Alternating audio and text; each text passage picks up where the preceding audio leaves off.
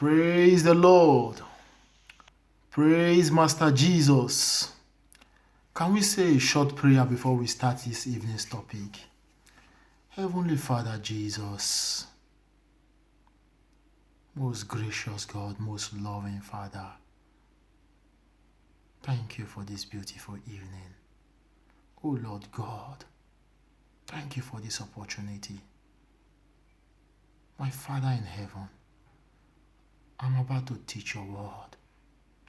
Please, Jesus Christ, direct your children, those that are ready to hear your word. Open their hearts so that you can fill it in with your words. Without you, we can do nothing, Jesus Christ. I beg you, everlasting King of glory, come and speak through me. In Jesus' name, amen. Praise the Lord. Good evening, viewers. Good evening once more. Good evening, my fellow believers in the race. May God continue to strengthen us all in Jesus' name. So today, I titled this topic, A Restless Sinner. A Restless Sinner. You see, we believers in Christ Jesus, we know. We've been there. We know that you are restless. We know 100%. There is no how you will explain things to us. If you don't have Jesus in your heart, you are a restless soul. You are a restless being. You are restless. The Bible says, come unto me, all ye that have labored and are heavy laden, and I will give you rest. In my whole life, I have never rested like this. Like I let the Holy Spirit lead, and everything goes accordingly. Even me, sometimes I wake up, I start to smile, I say, God, something was like this on this earth. I didn't know. Something was as beautiful as this. Me, Kingsley, I don't know. I thank you, Jesus Christ, for showing me this way. So we will read Matthew 11:28. Matthew 11:28. The Bible says, come unto me, all ye that labor and are heavy laden, and I will give you rest. You know yourselves out there. It is as simple as you going to tell God, say, God, I beg. It is becoming unbearable. I'm struggling too much. I'm trying too much. This weight is just too much. Come and help me. Come. You will see He will help you.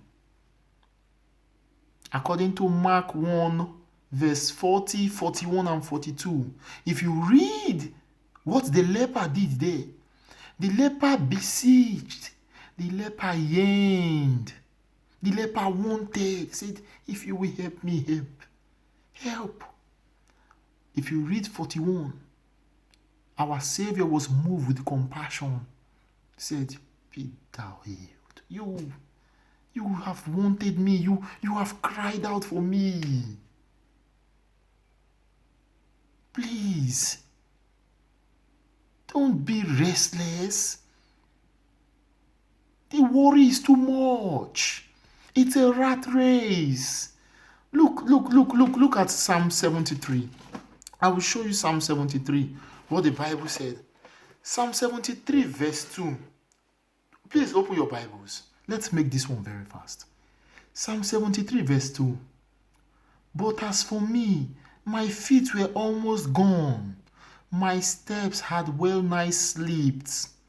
For I was envious at the foolish when I saw the prosperity of the wicked.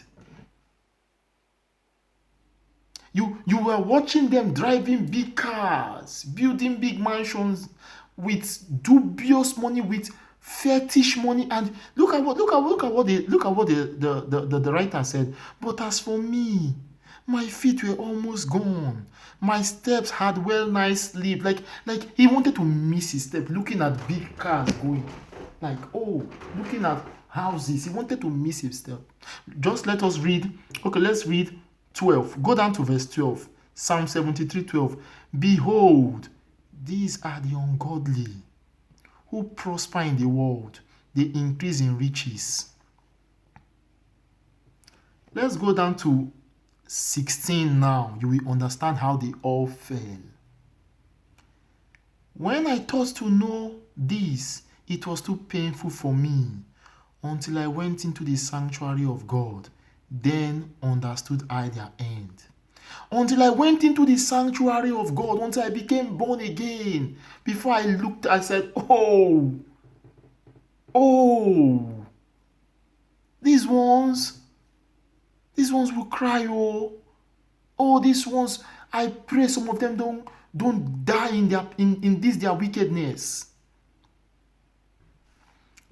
Let's go to 18 now. Psalm 73:18. Surely thou didst set them in slippery places. Thou casted them down into destruction. How are they brought into desolation? As in a moment. If you read it as in a moment, you will see the exclamation mark behind it. Like, as in a moment, how they are brought into desolation. They are utterly consumed with terror. Look at 17. Until I went into the sanctuary of God, then understood I their end. You think our God in heaven will lie with his word? This is the manual of life. The Bible. The Holy Bible. He said in Matthew 5:18. He said in Matthew 5:18, for verily I say unto you, till heaven and earth pass, one jot or one tittle shall in no wise pass from the law. You think Jehovah will lie? You think God will lie? He said, for verily I say unto you, till heaven and earth pass, one jot or one tittle shall in no wise pass from the law till the end be fulfilled. When God says, for verily, it's like he's trying to tell you, like I'm telling you from the bottom of my heart. One jot. You know what a jot means? Like to jot down something. He said, everything I have put here, one will not. One till the end. He said, one will not. One tittle. Like any comma, full stop, exclamation mark, everything will be fulfilled. Jehovah will not lie. You see what he said about the prosperity of the ungodly, the wicked ones? He said that in a moment. One day the pastor was preaching about this. I was new in the church. I was new as a new convert. He was preaching about Psalm 73. I said, how? I've never heard about this before. I said, how? Because I knew I fell. Oh, I fell. I fell. All my friends laughed at me. All my family members still laughed at me. If not Jesus Christ that came to pull me up, say, hey, boy, stand up. You were full of pride and arrogance. You were terrible. I said, I know. I thought I was living the American dream. I was wearing 2 earrings, gold necklace. If you see me walking in the street, you would think my father is the owner of nothing.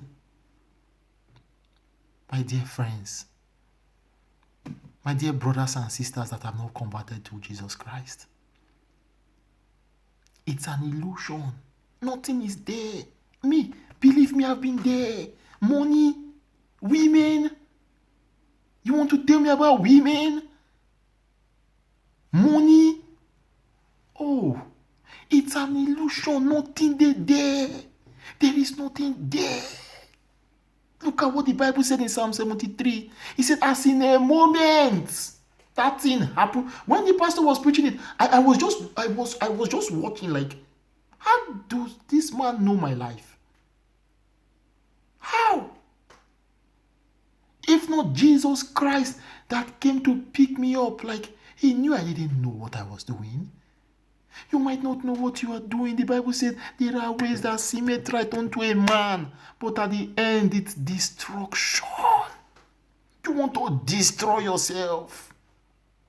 I remember those days when I sit with my friends.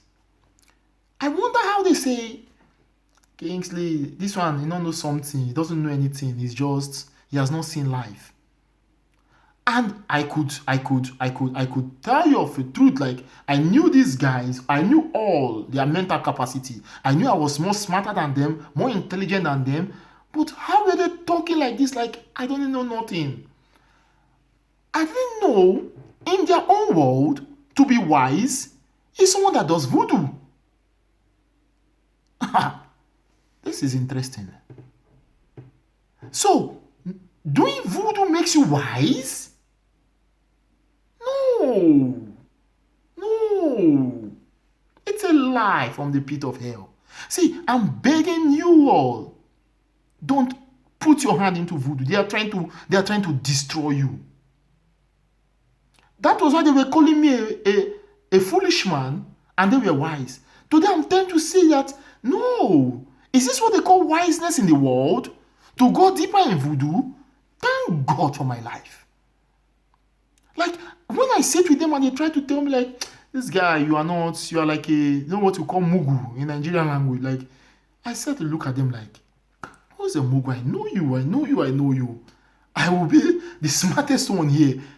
But no, the way the world say wise is people that have dipped their hand too deep into occult. I say no. See, if you are about to go into such things with any friend, that person wants to kill you. That person, because of money or for fame or for status, you want to elevate your status in your community. See, it will take a man of God to deliver you out of that mess, because you are going to give the demons a legal ground into your life. I beg you. You see what the Bible said in Psalm 73 verse 18. As in a moment, they all came down.